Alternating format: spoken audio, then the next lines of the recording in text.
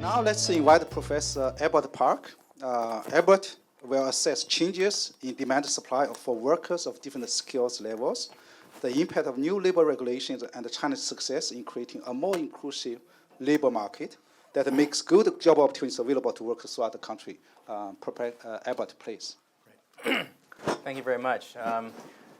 So I'm going to talk about the labor market in China, and from the perspective of the challenges that Yong was talking about, I guess I'm going to deliver good news because wages are going up, and this should put competitive pressure on the upstream sector for reform. But of course, it creates lots of challenges for the downstream sector and overall Chinese growth momentum. If we think about the role of a market and the state in the labor market, the market in recent years has been delivering a very strong, simple message, and that is labor is becoming scarcer and wages are going up. And at the same time, the government and the state are playing an increasingly active role in trying to regulate the labor market with the motivation of reducing inequality, providing greater protections to workers, and meeting kind of rising aspirations and demands for social insurance and other types of protections for worker well-being. And so there's obviously a tension between market and state, and today I want to talk a little bit about that based on a set of different research projects that I've been working on over the past 5 to 10 years. Okay, so one perspective I want to take and trying to connect different parts of my talk is to ask this question, is the labor market in China becoming more inclusive? Meaning, are the opportunities for obtaining good jobs in China being shared broadly by the entire labor force, whether you're unskilled or skilled, whether you live in the most remote parts of China or in the coastal areas? And in thinking about labor market inclusiveness, I want to talk about 3 elements. The first is, what is the market saying in terms of the changes in the relative demand for skilled workers and unskilled workers? We know that China has seen rapidly increasing returns to education, creating bigger gaps in the opportunities of educated people and less educated people. But recent years, we're going to see that has started to change, which has implications for sharing the fruits of growth more broadly, for income inequality, et cetera. The second element of an inclusive labor market is, given the fundamentals of aggregate demand and supply, is the labor market well integrated in allowing workers from different parts of the country to move to other parts of the country or to move across sectors or across ownership types? Because this obviously creates a much more fair and inclusive access to the jobs that are available in the economy. And finally, I want to talk about the efforts that the government has made to improve the quality of jobs. And this is the main intent of labor regulations in China, including labor contract law, which I'm going to talk a bit more about in a minute, but also a very active minimum wage policy as well that started with a major reform in 2004. And so I'll talk about what the impact of these new regulations have been and what issues they've raised for the performance of the labor market and the future of employment in China. So I'm going to talk about those 3 elements and then draw some conclusions. Wages are rising very fast. This is a plot that just shows you in constant 2010 prices the average annual wage of Chinese urban workers, and you can see that it's really almost exponential, starting really in the late 1990s. It's just soon, something like more than doubling, nearly tripling in a period of just about a decade. Okay, that's really tremendous.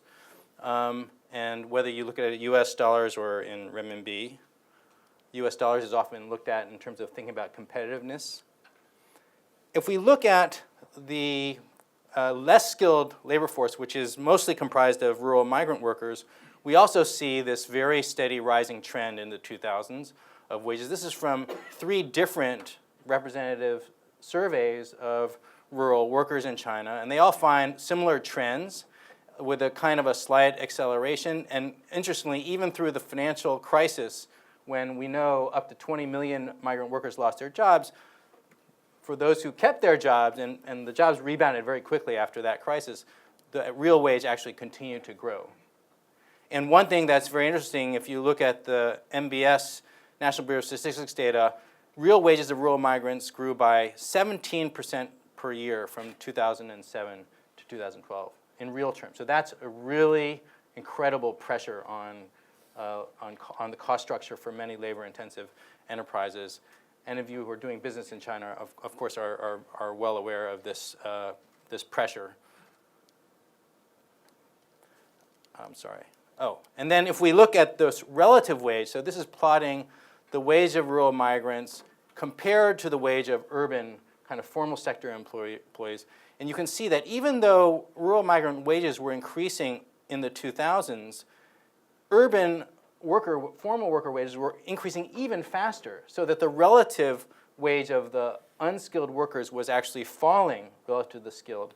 And that very interestingly in this data you can see there was an inflection point just before the crisis, where since the crisis we've seen a reversal where that 17% real wage growth among rural migrants has not been matched by the wage growth of more skilled workers in China. So this, I think, is an important reversal, and a reversal which I think is likely to continue into the future. So the second element is labor market integration, and there's a lot of debate about how well the labor market functions. If you do analysis of micro data on wages and the determinants of wages and the characteristics of workers, most of the research that I've seen from various sources has shown that there's been wage convergence across regions, and there's been a declining impact of hukou on wages, hukou being whether you have a rural official residence card or an urban official permit. So China has this kind of internal passport system where rural people have really not the same set of rights and access to public services as urban people in Chinese cities. And before, there was often been found a big wage gap between rural migrants and local urban citizens. And that has disappeared quite a bit, except we still see some occupational segregation where migrants seem to have difficulty getting into some types of occupational categories in the same prevalence as urban people. But within an occupation, there doesn't seem to be any significant wage differences once you take into account the human capital differences, the education level, et cetera. Okay, so that suggests that from these data that the labor market is becoming more integrated. What really matters is how productive of work you are. What matters less is where you're from or whether you're a rural or urban person over time. Now, there's still certain aspects in which that may not always be true. You know, this occupational segregation issue, and there have been other people who have really forcefully argued that there's still surplus labor in the countryside, and they don't want to come to the cities because they can't get their kids into school, and other reasons that still inhibit the full kind of population mobility of the potential workforce. And this is the reason why wages in urban areas are increasing, that there's still ways in which reform can do it. Now, I think people will debate to the extent to which that is true, but I think it is important to realize that there are still things the government can do to improve labor market integration going forward. Okay? Other patterns, I think, of interest, migrants are still mainly going to coastal regions, but in the last population census, there was a slight shift in trend where relatively more people have started to go to interior locations and within province migration destinations. Also, family migration is starting to become more important than just individual worker migration. Whole families are now starting to move to cities, and there's some surveys which suggest that 20% of migrants are migrating with their families, and that most of the migrants living in cities who have children have at least one child living with them. So although there are still many of these left behind children, this suggests that mobility is increasing. All of these are in support of the general idea of labor market integration. So some of the limitations, though, are the factors that influence the migration decisions or the mobility of the rural labor force. So obviously, the market opportunities for getting a good job and earning a good wage are the biggest draw for migrant workers. But there's a lot of policy factors which also may be affecting migration decisions. One is the design of different types of employment benefits, such as whether you can get a labor contract, the design of social insurance programs. Many rural migrant workers are very skeptical of having to sign up for government-run city pension programs and medical insurance programs because they don't think those benefits will be portable and available to them later. And so they try to just avoid that whole system and just maximize their wages. And of course, this affects their incentives to move. There are a lot of issues related to land in rural areas. Migrants still don't, rural people don't own their own land. They are contracted to some land by the village collectives. And so obviously if migrants could lease their land or rent their land more easily or even sell their land or at least collateralize a loan using their land, all of those things would make them much more mobile than they are right now. Now migrants still, to some extent, feel they need to have somebody at home to maintain the claim on this allocation and other rural benefits. And of course now with housing prices going up very fast in urban areas, issues of affordable housing also are affecting the mobility decisions of migrant workers. And finally, there's a whole host of issues related to how dependents of migrant workers are treated and how this affects the willingness of migrants to move into cities and to promote faster urbanization. So can I get my kids into the local schools at the same price as local residents? Can I get them into good schools? The rules say yes. The implementation often says no and creates different types of barriers for that to happen. And for old people who workers may need to take care of, it's very hard for an old person in a rural area to move to the city and be able to access local health care facilities. They may have some insurance coverage in their home village, but not in the city. And so these issues are important. There was one person who emphasized the idea with education that in China, because to take the college entrance exam, your kid has to take the exam in the place of your residence. They have to go home to take the test, which means basically to prepare for the test, they have to go home to attend high school. And so that for many people who are migrant workers, once their kids hit high school age, they feel a strong pressure to move home, right? So they can help their kid go to high school and then to college, et cetera. And that seems like a very bad type of institutional barrier to people staying in cities and planning for a much longer term stay in cities as workers. Okay, and finally, I want to talk about the quality of jobs and efforts to pass new labor regulations. So the biggest reform in the past decade has been this labor contract law implemented in January 1st, 2008. It required everybody to have a labor contract. That actually was not a new requirement, but it now enhanced the penalties for employers who didn't provide labor contracts. It also said that if you do have people on contract or hiring workers, that after 2 fixed-term contracts or 10 years of employment maximum, contracts had to become open-ended, which is essentially permanent employment. And there are limits on the probationary period.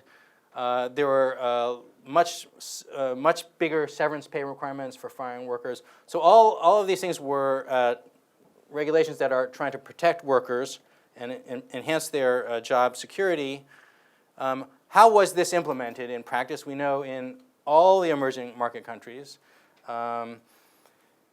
enforcement and compliance with regulations is a huge issue. We can't take it for granted that when the government passes something, the firms will all obey the new regulations, especially when they have a financial incentive not to.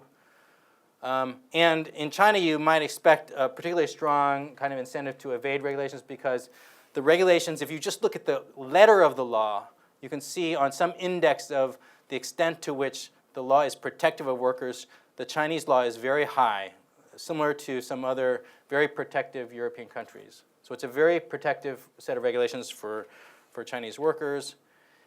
We did some surveys. This is some surveys that I've been working on with the some research at the Chinese Academy of Social Sciences. In 5 cities in China, we've been going back regularly, and we've asked this question about whether you have a labor contract, and we have a sample both of local resident workers and migrant workers. And here you can see between 2005 and 2010, when this law was implemented, there seemed to be a big improvement in the share of migrant workers who had labor contracts. But still less than 40%, right? So improvement, but still a long way to go. And also for local residents, we see a higher prevalence of labor contracts. We also did a survey of manufacturing enterprises and found also that most enterprises felt the new labor regulations were being enforced. They also complained that the new labor law was impacting their labor costs. So on average, 68% said that the new labor law had increased their labor costs somewhat, and 11% said it had significantly increased their labor cost. And this is a survey of about 2,000 manufacturing firms in 8 provinces. Now, one of the difficulties in enforcing the new labor laws is that if you sign a labor contract, in principle, workers should then be formally employed and thus be provided with social insurance coverage, meaning the big 3 are pension program coverage, health insurance, and unemployment insurance. And we found that lots of employers and lots of workers are kind of not that comfortable enrolling in these social insurance programs because the payroll contribution rates, the share of wages that have to be either paid by the employer or the employee is extremely high. So this is a typical set of charges of payroll to cover these different social insurance programs. And you add them all up, the employers are paying about 30% of the wage to cover social insurance coverage, and the employee has to pay another 11%. So together it's 40% of the wage. And you can imagine many employers and employees may want to collude and say, oh, let's keep me off the books, pay me a little bit higher wage.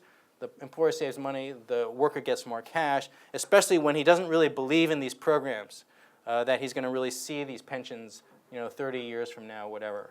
And so you have evasion, and the common practice in China is that for migrant workers, employers do not have to pay into all of these programs as long as they offer it to the migrant. They're required to do that. But if the migrant voluntarily declines the coverage, then it's okay. And as a result, we find that the social insurance coverage rates are much lower than the prevalence of the labor contracts, which means lots of migrant workers have a labor contract, but they don't have pension or health insurance coverage from their employers. Okay, so that's a big issue in terms of thinking about how to spread these protections and create broad systems that improve the quality of jobs kind of in a more uniform way. Okay. So there have been some studies on the impact of stricter labor regulations. So I did a study using this firm data that I described, where we find that greater increases in enforcement strictness has reduced employment growth. So there's been some negative employment effects in manufacturing. There's been other interesting studies which have actually shown that labor-intensive firms have actually, sometimes the listed ones at least, have benefited from the labor regulations because it's created a more even playing field. So one big part of the labor regulation, passing the labor law, was not just changes in the law, but a bigger effort to get everybody up to a minimum standard so that the companies that were initially already following labor regulations benefited, because before they were having to compete with these firms that were not having to obey those rules. Now everybody has to obey the rules, and so relatively speaking, the ones that had been enforcing these regulations all along have benefited more. And we see that too, that you see the biggest increases in the strictness of enforcement coming in places that originally had lax enforcement. So this is probably good if the law is evening the playing field. Now, so there have been obviously some benefits in improving the coverage of workers and having labor contracts and getting more social insurance. And the government has also launched a bunch of rural social insurance programs which have given migrant workers some coverage, but at very low levels, independent of the programs provided by employers. But still, there's huge unevenness now, and still a lot of migrant workers not covered by the basic social insurance programs, and a lot of patch meal programs, that regional and unintegrated, really creating kind of perverse incentives in the labor market. But the government is moving, I think, roughly in the right direction. One thing I just wanted to note is that overall, despite all of the issues related to kind of the greater inflexibility associated with having stricter labor regulations, that at the aggregate level in China, we don't see any spike in unemployment or some big issue with which is going to affect growth. So it looks like there's still plenty of labor demand in the economy. Both employment and wages continue to increase. And so China has picked a time in its history where labor demand is so robust that it can kind of absorb any of the increased costs associated with enforcing more stricter labor regulations. So it hasn't had any of the some of the negative effects that many economists worry about. So let me make a few concluding comments about the future of China's labor market, and then we can open it up for questions. So one point I want to make is that even though strict labor regulations have not had these negative aggregate effects on the labor market, it doesn't mean that it might not happen in the future, because especially with a slowdown occurring in the economy, negative economic shocks, in other countries it's often been found that it's in those situations where you really see the cost of strict labor regulations. When everything's growing, no problem, but it's really in contractionary periods where you can see very inflexible systems creating huge costs to the economy. And so we haven't really seen that episode yet in China, and it'll be interesting to see what the government does in that eventuality. There's still a need to deal with the remaining institutional barriers to labor mobility. Many of them are very peculiar to China's kind of socialist legacy of separating urban and rural people through this hukou system. And so there needs to be an effort to liberalize land markets and also equalize service access for urban and rural residents. And at the aggregate level, one of the big challenges is going to be to maintain job creation, by sustaining growth and productivity growth through innovation and industrial and service upgrading. So, Yong's presentation argued that if wages start going up, the whole system kind of gets squeezed, right? It's hard to stay competitive, and this is going to hurt the downstream and then the upstream sectors. And I think that is to some extent happening in China today. The only way out of that is not in his model, really. The only way out of that is to really generate true productivity growth through real innovation, just like other countries have to do it. You can't get all of this expansion just from WTO, exporting, structural change. Now you have to get it through real productivity growth and real innovation. And that's the shift that China is challenged to make. And it'll be important in terms of continuing to generate jobs that can sustain these trends that we started to see of rising wages.